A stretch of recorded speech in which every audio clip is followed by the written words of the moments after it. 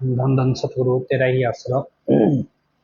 धन धन सतगुरु तेरा ही आसरा। आप देख रहे हैं फेथ वर्सेस वर्डिक्ट। मैं डॉक्टर मोहित इंसान परम पूजनीय संत डॉक्टर गुरमीत राम रहीम सिंह जी इंसान के अनुयायी, उनकी सोच व सच्चाई इस प्रोग्राम के माध्यम से आप सभी लोग देखते हैं, जानते व परखते हैं। तो आपका आज के इस लाइव डिस्कशन में बहुत बहुत स्वागत है जी। धन धन सतगुरु तेरा ही आसरा। शासन जी, जिस दौर से हम निकल रहे हैं, जहाँ बुराई का बोलबाला है और किस हद तक कानून, सामाजिक आचार व्यवहार, जो भी कुछ कहें, सब कुछ दांव पे लगा के जिस तरह से ये चल रहा है, सब पाप का साम्राज्य है। तो उसके बीच हमें सच तलाशना है, सच को स्थापित भी करना है, जीवित रखना है। इस सारी दौड़ में हम दौड़ रहे हैं और कैसे इसमें हम आगे बढ़ेंगे, कैसे चलेंगे, तो ये सब चीज़ें मतलब सोचने का विषय भी होती है, परेशान भी करती हैं। अभी अब आगे क्या होगा, बार बार कई बार लोग पूछते हैं, बार बार उल्टा के डेरे के बारे में, शाही परिवार के बारे में, या अब डेरे में क्या चल रहा है, क्या नहीं चल रहा है। तो हम उस चीज़ को कई बार क्लियर कर रहे हैं, लेकिन फिर भी चलो 2 मिनट के लिए क्लियर करते हैं। महाभारत के दौर में जब लाक्षागृह की घटना हुई थी, लाक्षागृह की घटना के बाद जब पांडव वापस आए थे, वापस आने के बाद श्री कृष्ण जी ने धृतराष्ट्र को कह के पांडवों को इंद्रप्रस्थ नाम का राज्य दिलवा दिया था और वहां पे उन्होंने राज्य बनाया। और वो इतना जरूरत से ज़्यादा खूबसूरत बनाया भी, उसमें बेइज्जती हो गई किसकी? दुर्योधन की। और उस बेइज्जती के बदले में उन्होंने जुआ खेला, जुए में उन्होंने सारी अपनी प्रॉपर्टी गंवा दी और उसके बाद अज्ञातवास हुआ वगैरह वगैरह। फिर दोबारा श्री कृष्ण जी गए और बोला जी 5 गांव दे दो, तो उन्होंने 5 गांव भी देने से मना कर दिया। और उसके बाद आखिर में लड़ाई की सिचुएशन आ गई, युद्ध की सिचुएशन आई, तो लड़ाई लड़नी पड़ी और महाभारत हुई। वो सबको पता ही है, ग्रंथों में लिखा है क्या कुछ हुआ। उसके बाद कई सवाल उठे भी, क्या श्री कृष्ण जी चाहते तो क्या महाभारत रोक नहीं सकते थे? वो तो चाहते तो रोक सकते थे, लेकिन क्या है कि भगवान तो क्या चाहे और वो ना हो, ऐसा हो नहीं सकता। लेकिन उसका अपना बनाया विधान है, कर्म चक्कर है, और कर्म चक्कर में दुनिया बंधी है। वो तो उस कर्मों का विधान है, वो चल रहा है। जब तक उसको लगता है कि वो नहीं रोकना, तो वो नहीं रोकते। लेकिन दूसरी तरफ यह सवाल भी उठता है भी, श्री कृष्ण जी ने ही मतलब महाभारत को फैसिलिटेट किया या आगे बढ़ने दिया? तो जब इसकी कैलकुलेशन आती है, तब ये समझ में आता है भी, काल का जो दौर था उसमें द्वापर युग खत्म हो रहा था, कलयुग आने वाला था। और इस रेस में श्री कृष्ण जी को पता था भी कलयुग में आदमी बुरे से बुरा हो जाएगा। और जिस तरह के हथियार विकसित किए हुए हैं पांडवों ने या कौरवों ने, या उस समय की दुनिया में जो विकसित थे, अगर ये हथियार और इस तरह के योद्धा रह गए तो कलयुग में मानवता का नाश हो जाएगा। और उसके बदले उन्होंने, उनका पूरा वंश नाश हुआ गांधारी के श्राप से। तो ये सारा एक रूहानियत के एंगल से समझा जाए तो श्री कृष्ण जी को धर्म की स्थापना भी करनी थी, शिक्षा भी देनी थी, भक्तों की लाज भी रखनी थी। तो इसलिए कर्म चक्कर में उन्होंने महाभारत को होने दिया, रोका नहीं। रोकते किसके लिए? एक भक्त के लिए। भक्त कोई था ही नहीं ऐसा जिसके लिए रोकी जा सकती थी। लेकिन कलयुग आ रहा था तो उनको ये शस्त्र सारे खत्म भी करने थे। तो इसलिए कहा जाता है कि श्री कृष्ण जी ने अपने तरीके से जो किया। और भीष्म पितामह का जब जिक्र आता है, भीष्म पितामह और श्री कृष्ण जी का जो संवाद आता है, उसमें श्री कृष्ण जी ये भी बोलते हैं कि ये तो छोटा सा छल किया है मैंने, लेकिन भविष्य में भगवान इससे बड़ा छल भी कर सकता है। जब कलयुग खत्म करना होगा या कोई ऐसी स्थिति आएगी, तो भगवान इससे भी बड़ा छल कर सकता है। मौजूदा सिचुएशन में जब हम देखते हैं तो बहुत बार ये सवाल उठता है भी, यार क्या एडम ब्लॉक को, पिताजी को नहीं मालूम था भी एडम ब्लॉक गलत कर रहा है? क्या एडम ब्लॉक को के लोगों को निकाल देना चाहिए था पिताजी को? क्यों नहीं निकाल दिया? तो ये सारे सवाल उठते हैं। दरअसल क्या है भी, हजूर पिताजी कोई अपनी मैनेजमेंट के हुनर दिखाने नहीं आए हैं भी हम कितने अच्छे शासक हैं, कितनी अच्छी मैनेजमेंट कर सकते हैं। तो इसका कोई हुनर दिखाने के लिए नहीं है। संतों का काम धरती पे धर्म की स्थापना, संतों का काम है भक्तों का उद्धार, संतों का काम है अधर्म का विनाश। यही है और क्या है। अब इसी दौर में हर व्यक्ति अपना अपना कर्म चक्कर चुनता है। डेरा किस स्थिति में था और किस स्थिति में आया, इसको मोटे तौर पे आपको समझना हो तो सिर्फ सिंपल तरीके से समझिए। आपके घर में मान लो घर के 5 सदस्य हैं, 5 सदस्य है तो एक सदस्य मुखिया होता है। उस मुखिया की बात कोई कब तक मानता है? तब तक जब तक वो पैसा दे रहा है या फिर उसकी मतलब उसके असूल हैं और उस असूल की इंपॉर्टेंस है, मतलब एक नैतिकता है। हम समाज में डील करते हैं, एक आदमी को दूसरे आदमी पे भरोसा करना है। आप मान लो बस स्टैंड गए, बस स्टैंड में बस पकड़नी है, तो आपको कैसे पता ये ड्राइवर सही चलाएगा? तो ड्राइवर की क्षमता कि वो गाड़ी चला सकता है, तो वो हष्ट पुष्ट है, अभी हैंडीकैप नहीं है, तो वो बस चला सकता है। उसके बाद उसकी योग्यता, अभी उसको ड्राइविंग लाइसेंस मिला हुआ है, उसकी योग्यता है, उसको ड्राइविंग लाइसेंस मिला हुआ है, तो वो भरोसा कर सकते हो। तीसरा क्या है, भी उसने बस चला के दिखाई है, पहले ट्रायल हुए हैं उसके बाद ही उसको नौकरी पर रखा गया है, तो ये उसकी योग्यता और क्षमता का प्रमाण है। ये 3 कैरेक्टर ऐसे होते हैं जिसके दम पे हम किसी आदमी पे भरोसा करते हैं। चौथा सबसे इंपॉर्टेंट कैरेक्टर होता है उसकी नैतिकता, उसके असूल। ये चौथा कैरेक्टर, अगर आपको पता चले भी ये बंदा गाड़ी चला सकता है और ये बंदा लाइसेंस भी इसके पास है और ये बंदा प्रमाण भी दे चुका है, लेकिन अगर आपको ये पता चले भी ये आतंकवादी है, तब बैठ जाओगे उस बस में? अगर आपको पता चले भी ये फिदाइन भी बन सकता है, उसके अंदर नैतिकता नहीं है, तब उस बस में उस ड्राइवर पे कोई भरोसा नहीं करेगा। मतलब नैतिकता ऐसी चीज है जिसके आगे क्षमता, योग्यता, प्रमाण सब खत्म है। तो हर एक इंसान की अपनी एक छवि है, नैतिक छवि है, साफ सुथरी छवि है। जब किसी इंसान को खत्म करना हो तो उसकी नैतिकता को खत्म किया जाता है सबसे पहले। मोरालिटी कह देते हैं हम इंग्लिश में, मोरल वैल्यूज, मोरालिटी। इसलिए हजूर पिताजी के साथ जो सब काम शुरू हुआ, वो हजूर पिताजी की मोरालिटी, नैतिकता को खत्म करना था। समाज में जितने, जैसे आप ब्लॉक भंगीदास हैं, 45 नंबर, जो भी अपने इलाके में सेवादार होते हैं, ये लोग क्या है कि समाज के जैसे अफसर हैं, अधिकारी हो गए, पुलिस के, प्रशासनिक, या जो भी मोजिज लोग समाज के होते हैं, उनसे हम डील करते हैं। अब वो हमारे ऊपर भरोसा कब करते थे? हमारी नैतिकता की वजह से भी। ये लोग नैतिक हैं, ये लोग ईमानदार होते हैं, ये लोग अच्छे होते हैं, लोगों की मदद करना जानते हैं। धीरे धीरे एडम ब्लॉक ने लुच्चे, लफंगे, लोफर, इन लोगों को 45 नंबर रखना शुरू किया। जो अच्छे लोग थे समाज में, इन सबको 45 नंबर और जिम्मेवारों की पोस्ट से हटा दिया। तो अब जो प्रशासनिक व्यवस्था में सरकारी अधिकारियों से या गणमान्य लोगों से डेरे की तरफ से जो व्यक्ति मिलते थे, उनके अंदर नैतिकता नहीं थी। नतीजा क्या हुआ? जो लोग साथ संगत को अच्छा समझते थे, वो उनको घटिया समझने लगे, क्योंकि जिन लोगों से वो मिल रहे थे, वो लोग नैतिकता के पैमाने पे खरे नहीं उतरते थे। तो वहां से सरकारी तंत्र में या गणमान्य लोगों में हजूर पिताजी की जो नैतिकता की छवि थी, वो खत्म होनी शुरू हुई।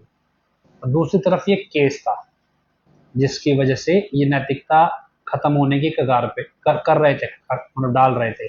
अब जैसे उस केस का फैसला आया और उसके बाद ये हनीप्रीत को लेके जो महीना भर प्रचार चला, ये सारा फोकस हजूर पिताजी की नैतिकता को खत्म करने का था।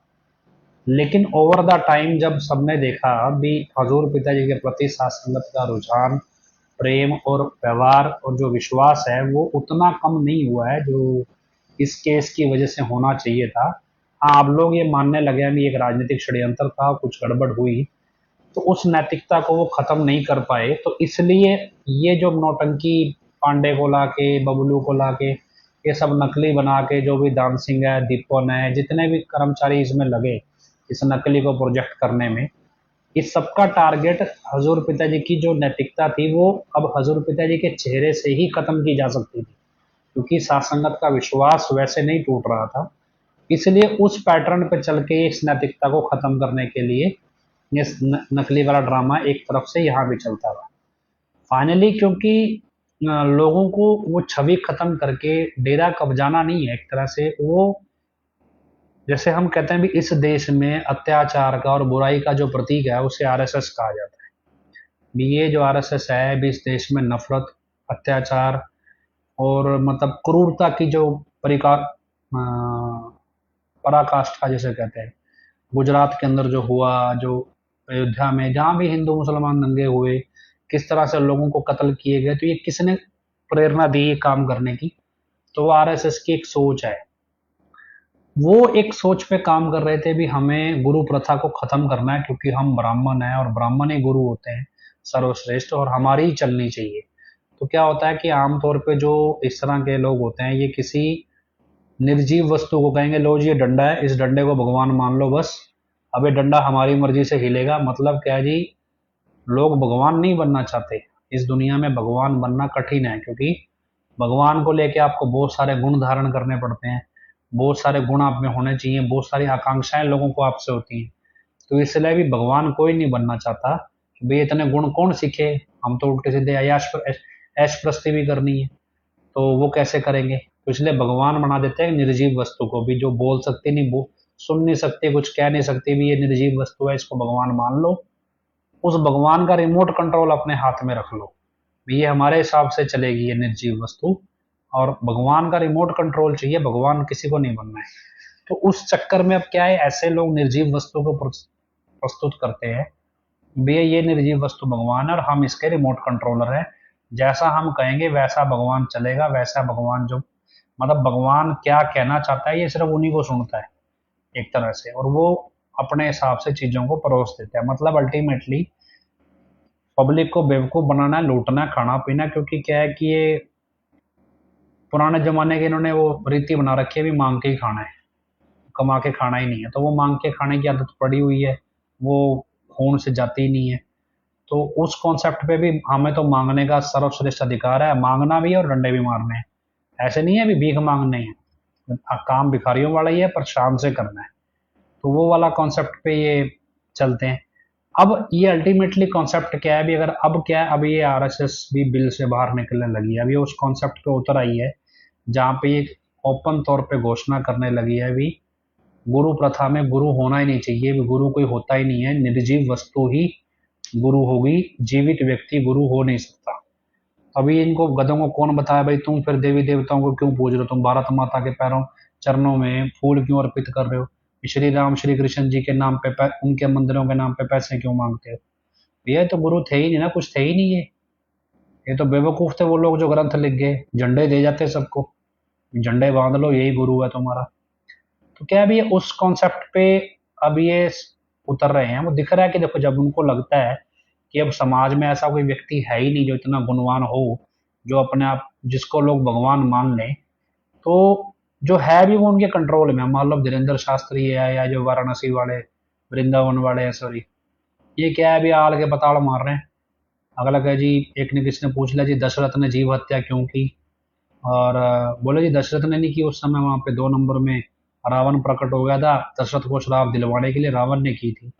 मतलब क्या कि तो महर्षि वाल्मीकि हुए या जो जिन्होंने रामायण लिखी रामचरितमानस, वो तो बेवकूफ ही थे, वो गुरु थोड़ा ही थे, वो कोई कौन सा सिद्ध पुरुष थे।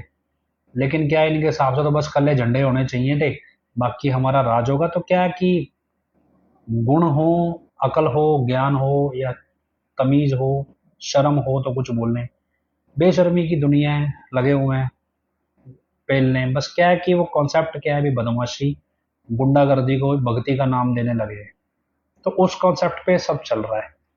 अब क्या है कि अगर इसको आप समझें, किस तरीके से समझेंगे कि उन्होंने नैतिकता को खत्म किया, और अब सबको पता है, अब अगर आप कोई जाके बोलो ना डेरे के बंदे का भी तुम तो स्पेशल आ जाओ, तुम्हारे से पता नहीं तुम क्या गड़बड़ करोगे, तुम्हारा कोई भरोसा नहीं, बाकी फेसलू किसी का भरोसा कर ले। तो ये नैतिकता ऐसी चीज है जिसको खत्म कर दो, उसके बाद आपकी क्षमता है, आपकी योग्यता है, आपके पास प्रूफ है भी हमने इतने भलाई कर है कि ये हम तो लोगों की मदद करते हैं, भैया तुमने जो किया है वो कुछ और भी किया है, इसलिए तुम्हारा भरोसा नहीं है, तुम्हारे अंदर नैतिकता नहीं बची है, इसलिए भरोसा नहीं बचा है, इसलिए कुछ मर्जी कर लो, अब वो वापस नहीं। कितने मर्जी प्रमाण दे लो, कितने मर्जी क्षमता दिखा लो, नैतिकता वापस नहीं आएगी। तो वो नैतिक होने से ही वापस आएगी। तो उस कॉन्सेप्ट पे चल रहे हैं। दूसरा क्या है, जब पंचकुला दंगा हुआ था उसके बाद क्या है कि डेरे में चेकिंग हुई थी। अब चेकिंग में क्या है, भी एक वो था टैक्सी ड्राइवर जो गाने गुने भी गाता है, एक कवि कवि है, एक कोई हरियाणा का, एक वो मिश्र जी महाराज, और कब कौन से पाड़े में जाके बैठ जाए कोई भरोसा नहीं। तो जो हनीप्रीत की वकालत करने मीडिया में उतरा था, इन्होंने क्या किया, इन्होंने क्या कि पैसे दे के कह लो या जैसे भी पीआर कह लो, उस समय जी अगर ये शोभा और विपासना ना होती तो डेरा खुल ही नहीं सकता था। मतलब एक कॉन्सेप्ट चला जिसमें शोभा गोरा और विपासना चावला को एक मतलब योद्धा के तौर पे दिखा दिया गया। असल में ये कोई उनके प्रति डेडिकेशन नहीं था या उन्होंने वाकई में ऐसा कुछ किया नहीं था। असल में क्या है कि एक चेहरा रखना पड़ता है मसीहा के तौर पे, फिर वो मसीहा जो कहेगा वो करा जा सकता है। तो फिर शोभा गोरा और विपासना ने क्या किया, पिताजी के केसों के नाम पे पैसा मांगना शुरू किया। तो इनका चेहरा उतारा गया। इन्होंने अपनी टीम की जो गुरु ब्रह्मचारी बहनें थी उनको मैदान में उतार दिया कि पैसा इकट्ठा करके लाओ। तो जब तक इनके चेहरे से पैसा आता रहा तब तक इनसे पैसा छीनते थे। अब उसके बाद उनको नया मसीहा चाहिए था, नए मसीहा के चेहरे पे नए सिरे से पैसा मिलेगा। तो फिर 2017 से लेकर 2019 तक के 2 साल तक तो इनके चेहरों से पैसा खूब निकाला। फिर नए मसीहा के तौर पे इन्होंने हनीप्रीत को प्रोजेक्ट किया जब वो जमानत पे बाहर आई।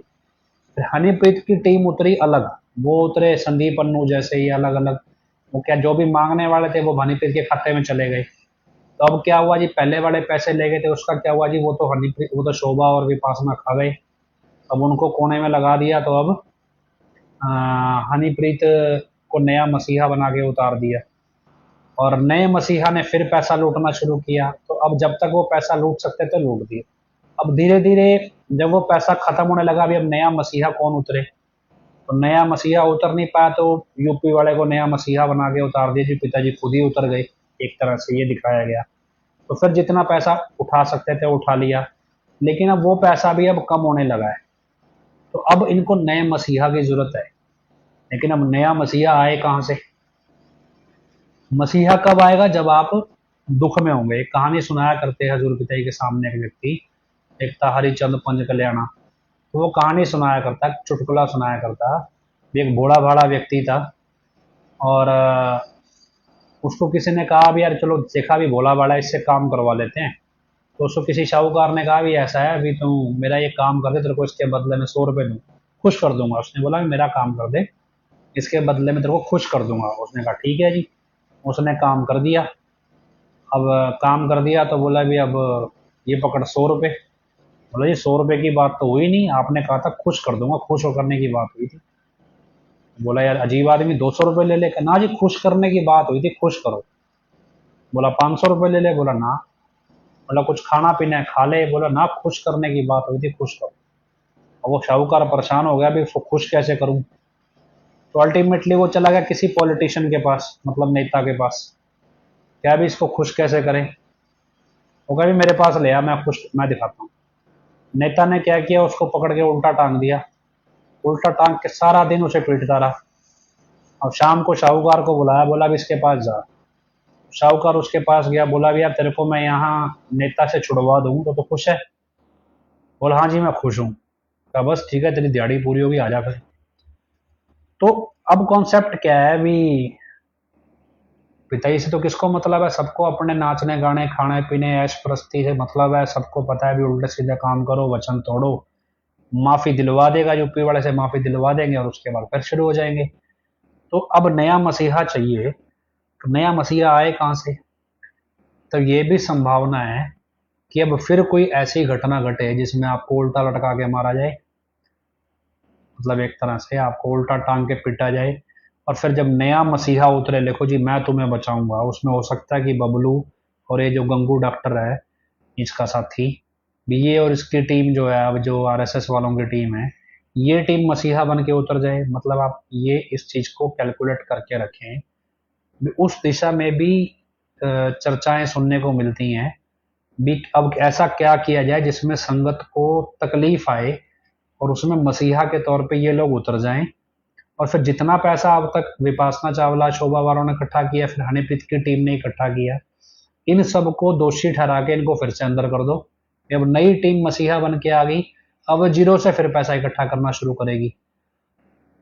तो वो क्या करेगी, देखो जी पुराने वाले पैसे तो ये सारे खा गए, अब इनको कर दिया अंदर, अब ये नए सिरे से फिर पैसा इकट्ठा करना शुरू करेंगे।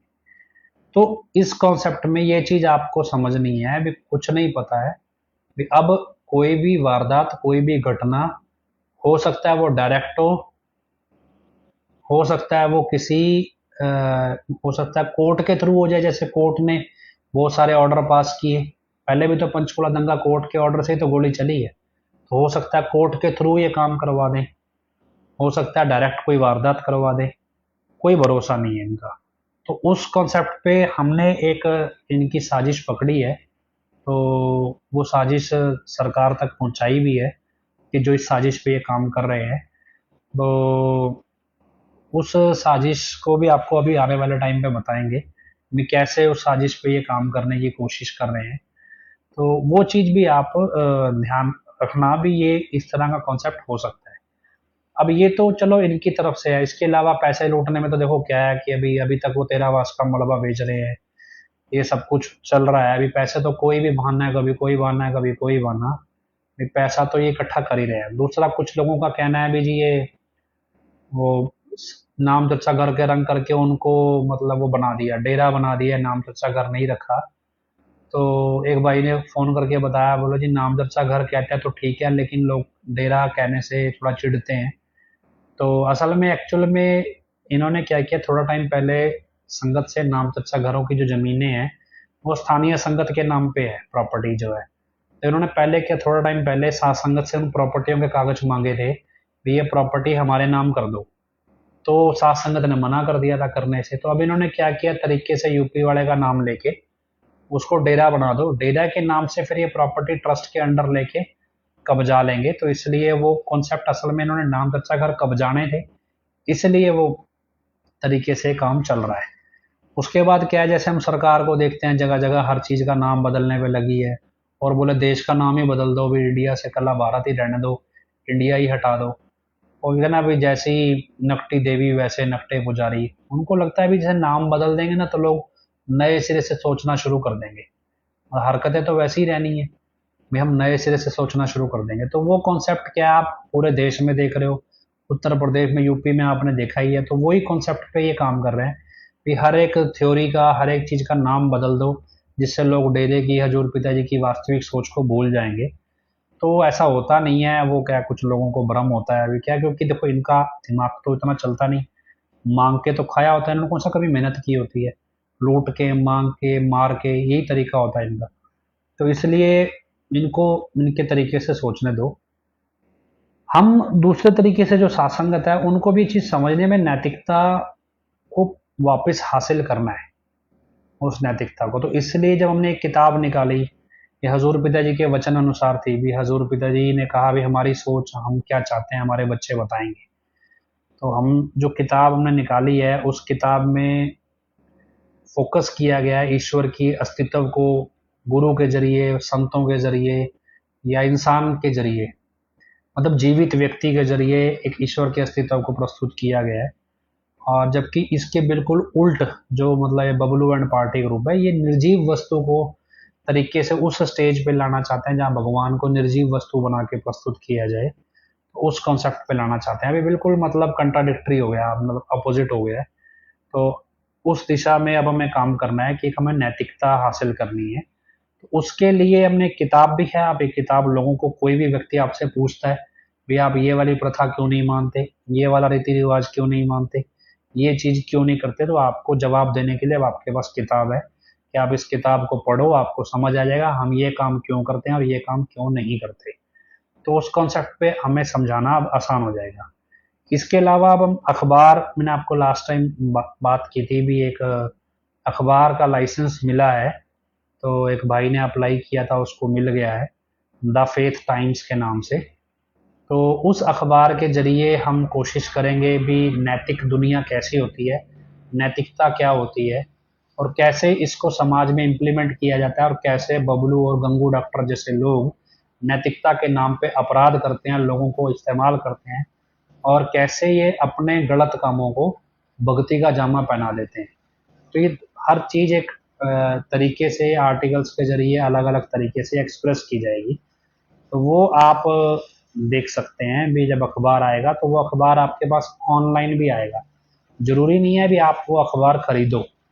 आप क्या कर सकते हो, आपके जो दोस्त हैं उनके पास आपको ऑनलाइन ये अखबार मिल जाएगा, व्हाट्सएप पे या इंटरनेट पे आप उसे डाउनलोड कर सकते हैं, देख सकते हैं, उसकी खबरों को फेसबुक के जरिए या जैसे भी व्हाट्सएप के जरिए आप शेयर भी कर सकेंगे। तो उसमें खबरें भी होंगी, खबरों के वास्तविक मायने होंगे भी कैसे होगा। तो इसमें 3-4 लोगों की टीम तैयार की है हमने, अभी तो ज़्यादा नहीं हुई है, जो इस पूरे इसके कंटेंट पे काम कर रहे हैं भी कैसे इसका फ्रेमवर्क होना चाहिए, क्या इसकी एडिटोरियल पॉलिसी होनी चाहिए। तो उस पॉलिसी पे हमारी पॉलिसी फ़िलहाल इसी चीज़ पे हम काम कर रहे हैं भी हम नैतिकता को रिस्टोर करें वापस से भी। नैतिकता लोगों में जो ख़त्म की जा रही है उससे क्या होता है, लोग आपस में टूट जाते हैं। अब 4 घर के सदस्य हैं और उनके अंदर ईमानदारी ख़त्म हो जाए, वो चारों आपस में अलग अलग हो जाते हैं। फिर क्या, जो बाहर में डॉक्टर गंगू जैसे लोग होते हैं ये आपके घर में घुस जाते हैं, पर वो जो आपकी विचारधारा अलग अलग है उसमें नफरत पैदा करते हैं। यही चीज़ हाँ, अखबार का पीडीएफ हम बिल्कुल पीडीएफ अखबार का दे देंगे हम आपको। तो जरूर आपको खरीदने की ज़रूरत नहीं है, आप उसको व्हाट्सएप पे फेसबुक पे भी चला सकते हैं। ये क्या है भी, कुछ चीज़ें मतलब कुछ हद तक प्रिंट देना होता है, तो जो मिनिमम क्वांटिटी होगी वो प्रिंट कर लेंगे, वो तो हमारा चल जाएगा, क्योंकि अभी हमारे पास उतना सेटअप तो नहीं है भी सच कहूँ के बराबर ऐसे प्रेस हो। तो अभी हर चीज़ सर्कुलेशन जो भी है सब आउटसोर्स होगा। तो ये अभी हम प्रॉफिट के हिसाब से नहीं चल रहे हैं भी इससे पैसा कमाना है, इसको हम फ्री में अवेलेबल कराएंगे, जिससे लोगों को पता चले भी डेरे के अंदर एक आम आदमी जी किसी ने पूछा कि अखबार के एडिटर आप होंगे। देखो, ना तो मैं अखबार का एडिटर रहूँगा, ना ही मैं रिपोर्टर रहूँगा, तो मैं इसमें कुछ नहीं हूँ, क्योंकि ना ये मेरे नाम पे है। मुझसे तो जो राय मांगी गई है मैंने वो राय दी है, मुझे तो एडिटोरियल पॉलिसी डिफाइन करनी है। तो उसको लेके जो हमारे साथ 4-5 लोग हैं मेन जो रहते हैं, वो सलाह करके इसकी एडिटोरियल पॉलिसी डिफाइन कर रहे हैं। अब 2-3 ऐसे आईटी विंग के पुराने लोग हैं जो आर्टिकल्स लिखना जानते हैं, 1-2 आर्टिकल आपके सामने आए भी होंगे, तो फेसबुक पे डाले हैं। तो भी वो आर्टिकल लिखना जानते हैं, वो अपने तरीके से आर्टिकल लिख के उस एडिटोरियल पॉलिसी को फ्रेम करने की कोशिश कर रहे हैं। तो उस कॉन्सेप्ट पे हम काम कर रहे हैं। तो खैर हमें है कि लोगों को पता चले भी कैसे एक आम आदमी आस्था के नाम पे कैसे क्राइम कर लेता है, और कैसे आरएसएस जैसे संगठन क्राइम करने के बाद मतलब उनकी जैसी सोच के लोग नफरत फैला के, क्राइम की सोच फैला के भी भक्ति का लिबास ओढ़े रहते हैं। मतलब ऐसा नहीं है कि हम सीधा डायरेक्ट टारगेट कर रहे हैं किसी संस्था संगठन को या उस विचारधारा को, हमें इन जनरल कॉन्सेप्ट पे काम कर रहे हैं भी जिसमें आम खबरों से ही ये नैरेटिव निकले। हम ये नहीं है कि अलग से कोई आर्टिकल बना के डालेंगे, जो खबरें हों उससे आपको नैरेटिव समझ में आए भी खबरें कैसे उठती हैं। जैसे G20 के ऊपर एक आर्टिकल लिखा गया भी G20 है क्या, भी कैसे क्या चीज़ है कैसे, तो उसको इस तरह से कि आम व्यवहारिक भाषा में आपको समझ आए। भी आजकल G20 का रोड़ा बहुत पड़ा हुआ है जो चल रहा है दिल्ली में, कि क्या है ये भला G20, क्या हो रहा है इसमें, क्या वाकई में कुछ हो भी रहा है या सब नौटंकी है, तो कितनी बड़ी नौटंकी है। वो उस तरह से मतलब नैरेटिव भी निकल आए या फिर होता किस मकसद से है और होता असल में क्या है, तो वो सब आपको समझ आ जाए मोटे तौर पे कि आम व्यवहारिक भाषा में। उस कॉन्सेप्ट पे भी इसको फ्रेम कर रहे हैं एडिटोरियल पॉलिसी को भी किस तरह से चलाना है। और इसमें कोई ऐसा नहीं है भी बहुत ज़्यादा मतलब कंटेंट आएगा। तो अभी तो हम सोच रहे हैं भी 1-2 पेज 4 पेज जितने होते हैं छोटा सा अखबार, भी जो जितनी लिमिट होगी तो लगभग 10-15 दिन में ही निकाला करेंगे अखबार। ऐसा नहीं है भी हर रोज निकालेंगे, 10-15 दिन में अखबार आया करेगा, उसमें 5-7-10 आर्टिकल होंगे, हर रोज एक एक आर्टिकल पोस्ट कर देंगे, 2-10 दिन निकल जाएंगे, अगला अखबार आ जाएगा। इस तरह से चल सकता है। तो अभी इतना तो इंतजाम हमारे पास है भी नहीं करने का, और उतना बजट भी नहीं है। तो खैर ये तो अलग बात हुई। इसके बाद रही किताब की बात। कुछ लोग फ़ोन करके बोलते हैं जी हमें हमारे पास परमार्थ करना चाहते हैं, किताब आप लोगों में बांट दो। देखो ये एडम ब्लॉक ने कॉन्सेप्ट चलाया जी पैसे दे दो, सच्ची शिक्षा हम बिहार झारखंड जाके बांट आएंगे। आज तक बिहार झारखंड में हमें एक आदमी नहीं मिला जिसने वो सच्ची शिक्षा जिसके पास फ्री में पहुंची हो और जिसको इन्होंने दी हो। वो तो सिर्फ आपसे पैसे लेने की ड्रामा है और कुछ नहीं है। सच्ची शिक्षा में सच ही आना बंद हो गया तो सच्ची शिक्षा कहाँ रही, वो तो झूठ की शिक्षा हो गई। तो क्या है कि वो वाला कॉन्सेप्ट हमें नहीं करना भी आप हमें पैसे दो हम आपके हिस्से की किताबें बांट आए। तो हम ये कि आप खुद उस किताब को पढ़ो, समझो, और उसके बाद आपको लगता है कोई आपसे सवाल जवाब करता है आप उसे वो किताब दे दो, तो ये आपके लिए बेटर होगा। हम इस तरह से पैसा नहीं पकड़ेंगे कि किताब हम आपकी तरफ से बांट दें। आप खुद अपने सर्कल में बांटो, वो ज़्यादा बेटर है।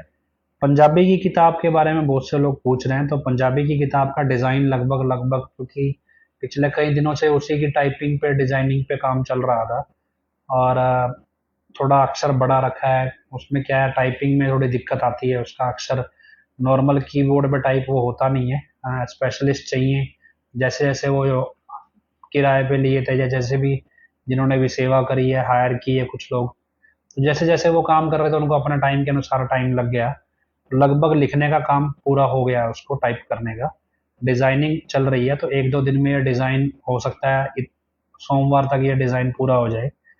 तो अगले सोमवार, इस सोमवार से अगले सोमवार तक, अगर सोमवार तक डिज़ाइन पूरा हो जाएगा तो उससे अगले सोमवार तक मोस्ट प्रोबेबली ये किताब छप के हमारे पास आ जाएगी।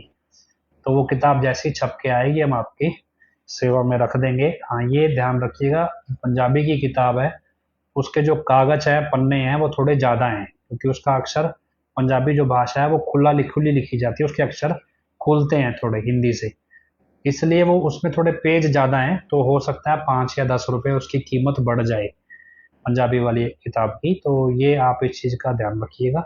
ये हिंदी वाली क्योंकि अक्षर छोटे बन जाते हैं, पंजाबी में नहीं बनते, और हिंदी में ठेठ मतलब जो अक्षर का एक छोटा वर्ड भी मिल जाता है। लेकिन पंजाबी में हमने इस किताब को सरल रखना चाहा है, क्योंकि गुरु प्रथा को पंजाब के लोग ज़्यादा अच्छे से समझते हैं, इसलिए पंजाबी भाषा को सरल रखना चाहा है, उसमें कॉम्प्लिकेट वर्ड नहीं यूज़ किए।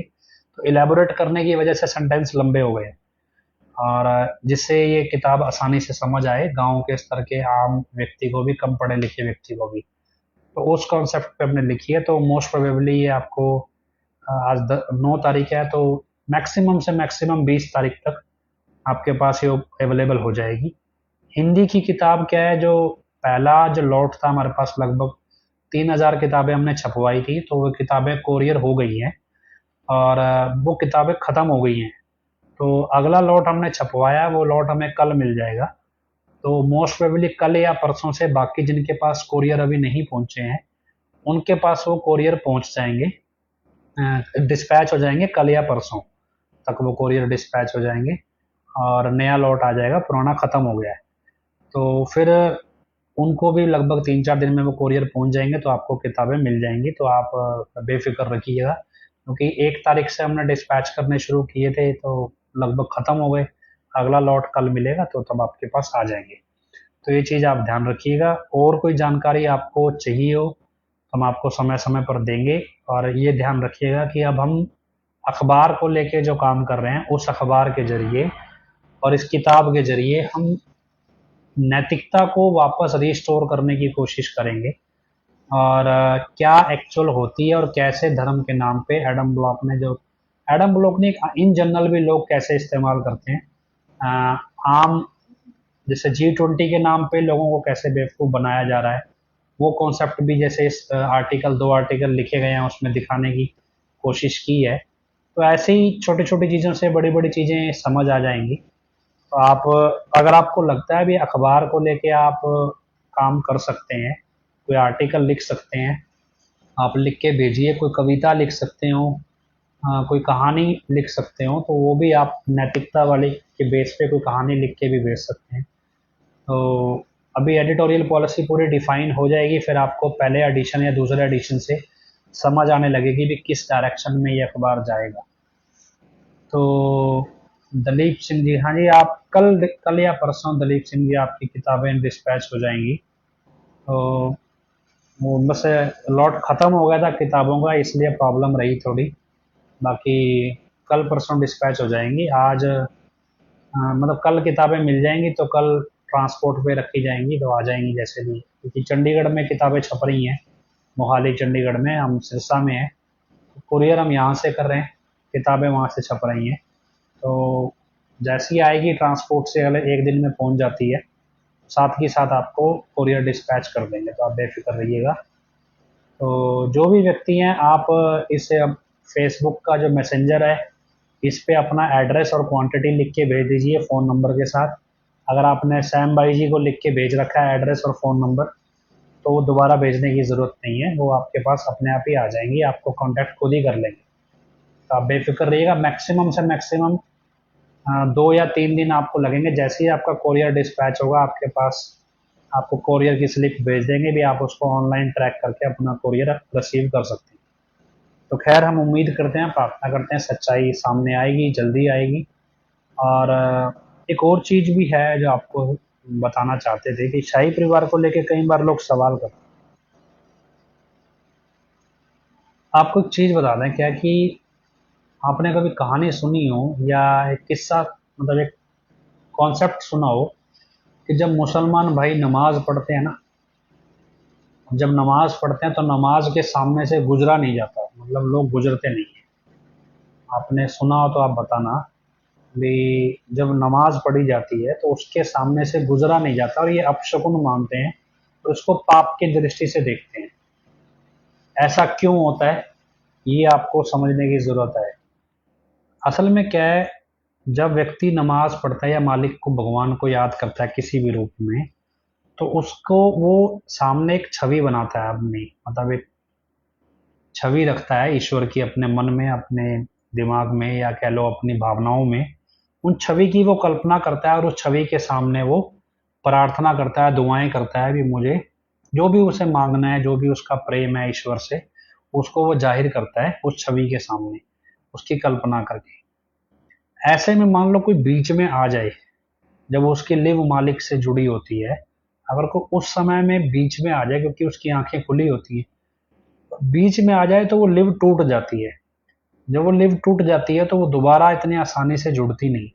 इसलिए उसकी आत्मा अचानक से कोई ऐसी दुआ निकल जाती है भी, ऐसी मतलब बद्दुआ निकल जाती है, जिससे भी वो बद्दुआ अचानक से निकलती है और उस पर असर कर जाती है सामने वाले पे, जो वहां गुजरा होता है। इसलिए ये माना जाता है भी उस व्यक्ति की ईश्वर से लिव जुड़ी हुई है और उस समय पे उसके आगे से मत टपो। ये एक मतलब पाप की दृष्टि से देखा जाता है। क्या कि ईश्वर से जब जुड़ा होता है, मान लो 1990 में हजूर पिताजी अपने परिवार को त्याग के डेरे में आ गई। उसके बाद हजूर पिताजी का परिवार भी सात संगत का एक हिस्सा हो गया। ठीक है, सात संगत के लिए आदरणीय और पूजनीय है, तो सात संगत उनको उस तरह से देखती भी है और उस तरह का आदर देती भी रही है। 2017 में जब पिताजी जेल गए, तब अगर शाही परिवार को पिताजी से मिलने का मौका दिया गया, तो उनको पहली स्टेज पे ये बात रखनी चाहिए थी कि हजूर पिताजी 1990 में अपना परिवार त्याग चुके हैं, इसलिए हजूर पिताजी से मिलने सात संगत का कोई प्रतिनिधि मंडल जाएगा, ना कि हम जाएंगे। हमारा अधिकार व्यक्तिगत तौर पे उन पर नहीं है कि 1990 में अब सात संगत का ही उन पे अधिकार है, हम व्यक्तिगत हक नहीं जता सकते। अब चलो ये मान लिया जाए भी सात संगत की तरफ से वो लोग हजूर पिताजी से मिलने भी जाते थे, जो कहते हैं जी कपड़े साफ, गंदे कपड़े ले आना, साफ कपड़े दे आना, कोई दवाई चाहिए, बीमारी है, तकलीफ है, उसकी दवाई दे आना, ये सब चीजें जिम्मेदारियां वो निभा रहे थे शुरुआत में। लेकिन जब वो ये चीजें निभा रहे हैं, उन्होंने सात संगत को किसी भी तरह की कोई जानकारी देने की जरूरत ही नहीं समझी।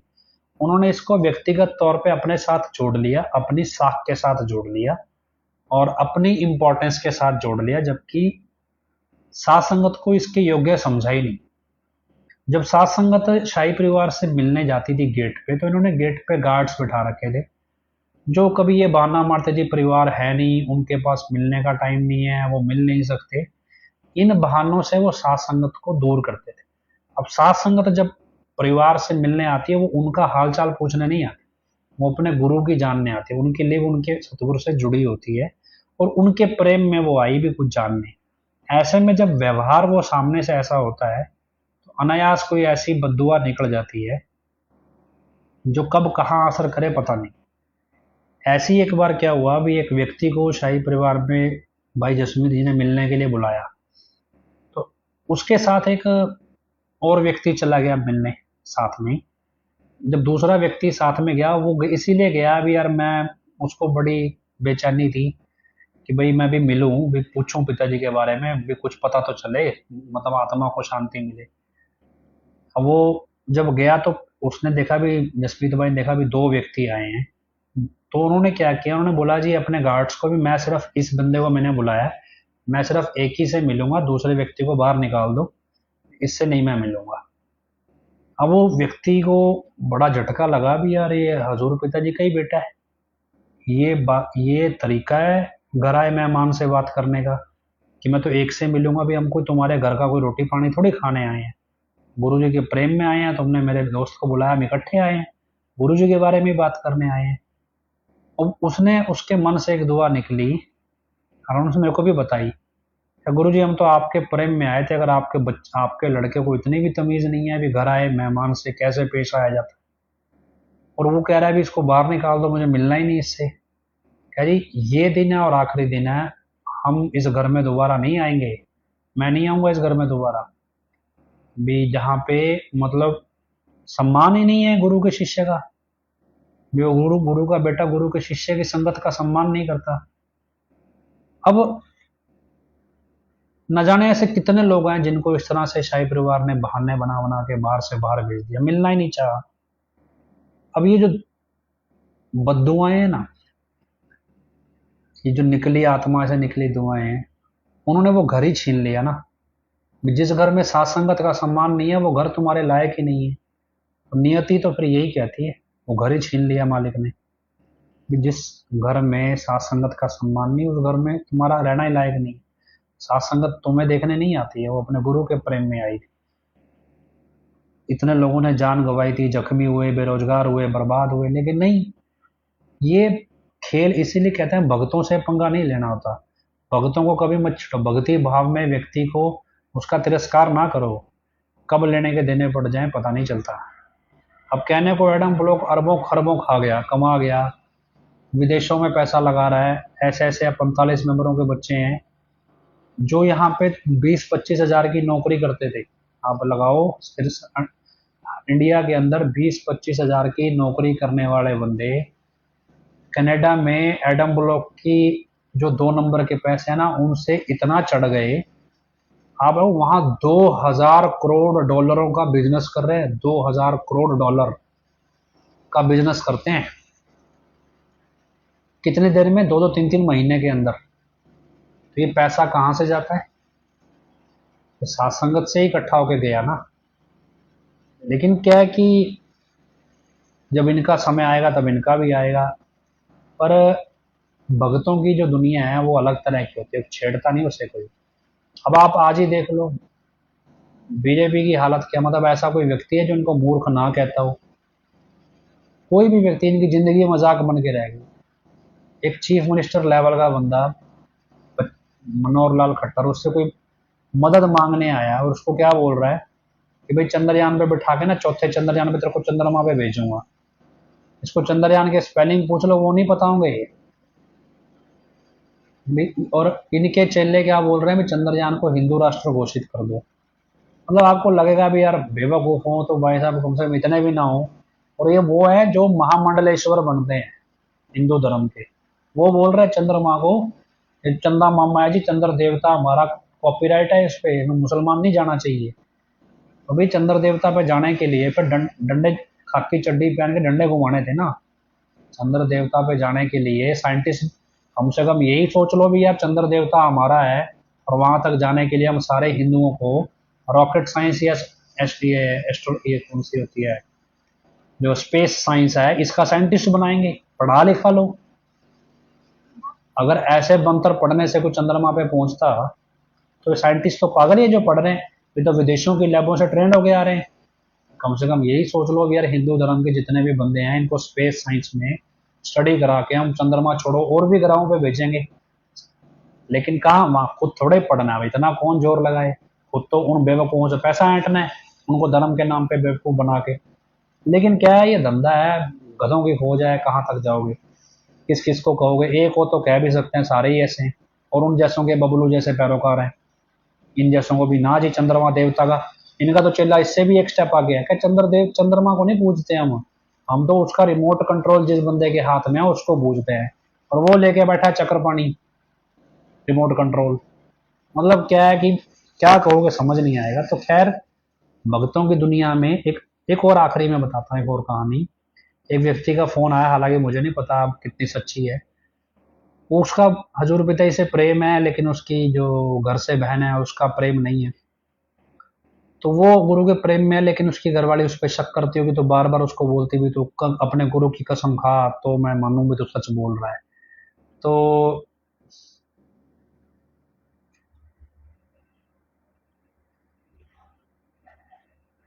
मतलब कि उसने कहा जी गुरु प्रेम है तो ऐसे कसम ना खिलाया कर, गुरु की कसमें नहीं खाई जाती। अब वो बार बार उसको तंग किया करे। तो एक दिन क्या था, उसकी अपनी गुरु पिताजी से लिव लगी हुई थी। कहता जी मेरी, जैसे बंदा ख्यालों में खोया होता है, तो उसकी घरवाली बार बार उसको टोंट मारती थी पिताजी के नाम पे। तो जब उसकी लिव लगी हुई थी, ऐसे ख्यालों में खोया हुआ था, उसने फिर कोई टोंट मार दिया, तो उसके मुंह से अचानक निकल गया भी, यार ऐसे मत परेशान किया कर, ऐसे संतों के बारे में मत बोला कर, तेरा दिमाग चल जाएगा। उसने तो बोल दिया, उसकी उस टाइम लिव जुड़ी थी, मालिक ने साथ साथ सुन ली, और 2 दिन बाद उसका सच में दिमाग चल गया। अब वो मेरे से फोन करके पूछ रहा है जी इसका दिमाग अब सेट कैसे होएगा, इसका तो मैं इलाज करा करा थक गया, ये तो ठीक ही नहीं हो रही।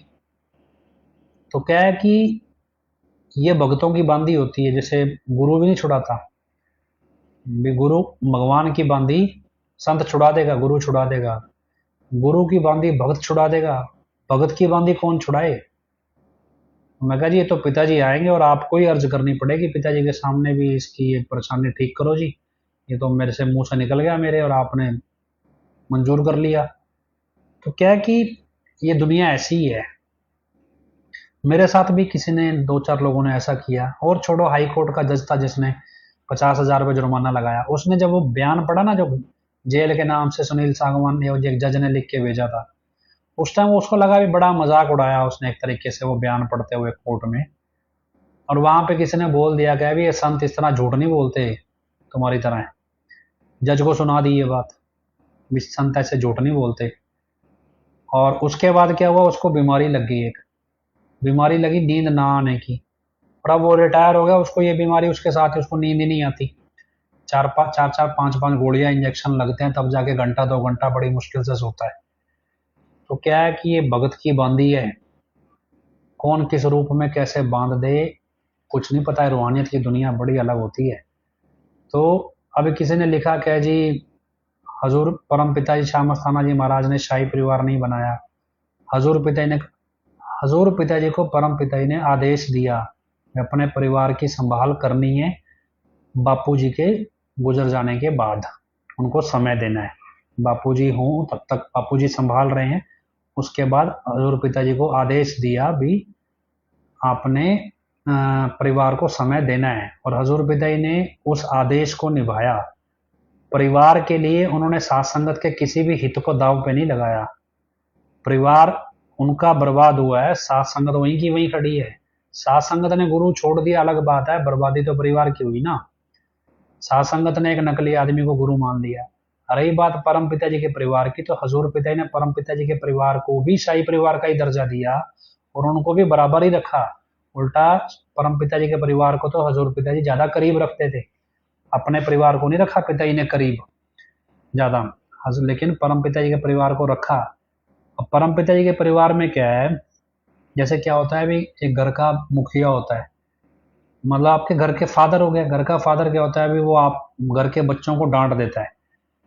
लेकिन क्या होता है, जब घर के नौकर होते हैं या कर्मचारी होते हैं या दुकान के कर्मचारी, तो उनको नहीं डांट सकता, क्योंकि उनसे काम कराना होता है। कई बार नौकर वैसे मिलते नहीं है काम करने वाले। अब क्या है भी, मान लो घर का फादर नौकरों के सामने अपने बच्चे को डांट भी देगा, तो घर के नौकर समझते हैं भी घर के बच्चे की इंपॉर्टेंस नहीं है, तो घर का नौकर कई बार घर के बच्चे को कुछ बोल देता है। और घर का बच्चा ये समझे यार मेरा बाप नौकरों से मेरी बेइज्जती करवा रहा है, तो ये बच्चे की मूर्खता है। असल में उसे पता नहीं होता भी उसकी हैसियत क्या है बाप के लिए। तो यही काम परम पिताजी के परिवार ने किया। उन्होंने कभी जाना ही नहीं भी हजूर पिताजी के लिए उनकी हैसियत क्या है।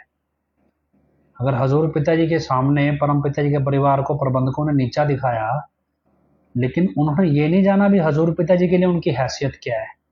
उनको क्या है, वो भी अशोक जैसों के पीछे लगे, डॉक्टर अशोक जैसों के पीछे लग के उन्होंने भी हजूर पिताजी से नफरत की, उनको गलत समझा। उन्होंने समझा ही नहीं भी यार भी मायने क्या है इस चीज के। अब परम पिताजी के परिवार हो गए, रूहानियत की इतनी सी बात नहीं समझ में आई, तो ठीक है वो अपनी जिंदगी जी रहे हैं, गुमनामी की जिंदगी। जिस घर में घुसते हुए लोगों को लगता था भी इस घर में घुसेंगे तो न जाने कितनी खुशियां हमारे घर में आएंगी। मतलब जब हजूर पिताजी जलालाना साहब जाया करते तो उस घर से छत पे खड़े होकर सामान, सिक्के, कोई अलग अलग सामान लुटाया करते ऐसे। और बड़े सेवा करने वाले बंदे, सबके मन में इच्छा होती हमें कोई चीज मिल जाए। मतलब लोग उस घर से खुशियां बटोर के ले जाते थे भी इस घर में पिताजी आएंगे तो खुशियां फैलेंगी, खुशियां बटोर के ले जाएंगे। तो वो इसलिए वहां पे चाहते थे। अब उनको लगता था कि लेकिन अब खुशियां वो बटोरते हैं तो उनको लगे नहीं जी इस घर से खुशियां बटोरना सही नहीं है, भी डेरे में बटोरी, हमारे घर से खुशियां क्यों मिले। तो उन्होंने नहीं चाहा भी हमारे घर से खुशियां बटोरी कोई किसी को मिलनी चाहिए, उन्होंने अलग होना मुनासिब समझ लिया। लेकिन अब खुशियां लोग, इंसान वो अच्छा होता है जो दूसरे की खुशी में खुशी ढूंढता है। अब मैं कहूँ जी मेरे घर में पिताजी आए और साथ संगत को खुशियां दें, तो मेरे घर में मान लो अरेंजमेंट करने की या इस तरह की परेशानी आ रही है, मैं कहूँ जी अरे मेरे घर में बड़ी परेशानी आती है जी, खुशियां बांटनी है कहीं और जाके बांटो। अगर दूसरी तरफ से मैं ये देखूं यार मेरा घर कितना नसीब वाला है, भी इस घर मैं कितना नसीब वाला हूँ, मेरे घर से इतने लोगों को खुशियां प्राप्त होती हैं, जो जिस घर को कोई देखना नहीं चाहता, उस मतलब लोगों के लिए ईंट पत्थर का मकान है और मेरे घर को लोग पूजते हैं, माथा टेकते हैं, यहाँ से खुशियां मिलती हैं, ये कुल मालिक का घर है, यहाँ कुल मालिक आता है, इस यहाँ पे परम पिता ने जन्म लिया। आज कहाँ है वो चीजें। लेकिन क्या कि पिताजी कहता है भी ये तो शिष्य को, भगत को समझ आनी चाहिए, और वो ऐसा नहीं है भी वो मौका नहीं देते, उन्होंने बहुत मौका दिया पर उन्होंने नहीं समझना चाहा, क्या करेंगे। तो क्या है कि लेकिन जो ये परम पिताजी के टाइम के लोग हैं या मस्ताना जी महाराज के टाइम के लोग हैं, इनको क्या लगता है भी हजूर पिताजी तो गलत रास्ते चल दिए, परम पिताजी और मस्ताना जी महाराज ठीक थे। एक्चुअल में ना तो उन्होंने परम पिताजी को ही जाना, ना उन्होंने मस्ताना जी महाराज को ही जाना, ना हजूर पिताजी। उन्होंने क्या, उन्होंने एक व्यवहारिक दुनिया के हिसाब से सोच लिया कि भैया संत है ये तो भैया फकीर बन के रहे, भूखा नंगा बन के रहे और हमारे जैसों की मदद पे आश्रित रहे तो है ठीक। तो परम पिताजी क्या उतना जैसे बन सबन्ना कपड़ा नहीं पहनते थे, क्योंकि वो वैसे भी बड़ी उम्र में संत बने। अब वो ऐसा नहीं है भी 23 साल की उम्र में गद्दी पे आ गए। लेकिन हजूर पिताजी युवा अवस्था में आए और समय की डिमांड थी कि यूथ को इस तरह का ही व्यक्ति चाहिए जो दोस्त बने, गुरु भी हो और एक दोस्त भी हो। तो उस तरह के फॉर्मेट में हजूर पिताजी ने रखा जिससे बच्चों को, युवाओं को जोड़ सके। लेकिन क्या है कि जो रूहानियत को नहीं समझते वो इसको, उनको लगता है भी ना भी संत किसी का दोस्त हो ही नहीं सकता, वो किसी ना किसी पर निर्भर रहे। और इस वो मतलब निर्भर रहे, इसलिए जो परम पिताजी के टाइम के लोग हैं ये कॉपीराइट का कॉन्सेप्ट दिखाने की कोशिश करते हैं भी परम पिताजी तो सही थे, हजूर पिताजी तो सही। देखो एक तो सीधी सी बात ये कहता है परम पिताजी कैसे थे नहीं थे हमें नहीं पता, हमने देखे ही नहीं। हमने जो सुना है हजूर पिताजी से ही सुना है उनके बारे में। हमारे दिल में परम पिताजी के प्रति सम्मान है सिर्फ और सिर्फ हजूर पिताजी की वजह से। हमने परम पिताजी का एक भी ऐसा शिष्य है अभी तक नहीं देखा, परम पिताजी से नाम लेवा शिष्य है जो छाती ठोक के खुले मैदान में खड़ा हो हजूर पिताजी के पक्ष में। एक भी ऐसा नहीं है, ऐसे बहुत सारे शिष्य हैं जो हमारी टीम में भी जुड़े हैं, लेकिन खुले तौर पे आ जाए भी मैं खड़ा हूँ, परम पिताजी और हजूर पिताजी में कोई फर्क नहीं है, और हजूर पिताजी जो परम पिताजी ने कहा वो हजूर पिताजी से बेहतर ही है, हजूर पिताजी उससे बेहतर ही है जितने वचन किए। हाँ देखो हो सकता है मेरे पास जानकारी ना हो भी, जो लोग मेरे संपर्क में हो परम पिताजी से भी नाम लेवा हो, लेकिन हमने खुले तौर पे मंच पे उतरते नहीं देखा किसी को। हाँ टीम के तौर पे ग्रुप में तो हैं काफ़ी लोग, पर खुले तौर पे भी इस चीज़ को ज़िंदगी का मकसद बना के उतरते देखा। वो परमपिता जी की सोच को ही सार्थक सिद्ध करें, जो परमपिता जी का कॉपीराइट लेते हैं, वो परमपिता जी की सोच को भी सार्थक सिद्ध नहीं करते। उनको तो ये लगता था कि परमपिता जी हमारे पे डिपेंडेंट थे, हम ना होते तो परमपिता जी कुछ कर ही नहीं सकते थे। हजूर पिताजी हमारे पे डिपेंडेंट नहीं है, इसलिए हजूर पिताजी गलत हैं। तो ये कॉन्सेप्ट तो क्या है, अभी वो कहना भी कुत्ते को लगता है भी उसके एक गड्ढे के नीचे छाया में चल रहा, भी मेरे भरोसे ही गड्ढा चल रहा है। तो वो कॉन्सेप्ट है। तो खैर हम इससे आगे तो कुछ नहीं कह सकते। तो चलो, हम उम्मीद करते हैं भी सच्चाई समझ आए, सबके सामने आए और जल्दी आए। इस प्रार्थना के साथ हजूर पिता के चरणों में नारा लगाते हैं, धन धन सतगुरु तेरा ही आसरा। आखिरी में अरदास बोलते हैं, धन धन सतगुरु तेरा ही आसरा, हे मालिक तुझे लाज है, अब बहुत हो गया, तू दया में रहमत कर, तेरे प्यार मोहब्बत की राह में हमें कोई दुख तकलीफ ना आए, तो ऐसी रहमत बख्श व सबको सुमति दे। किस तरह से देनी है मालिक तो सब जानता है, जिसको जैसे देनी है वैसे दे, वो तेरी मर्जी। धन धन सतगुरु तेरा ही आस।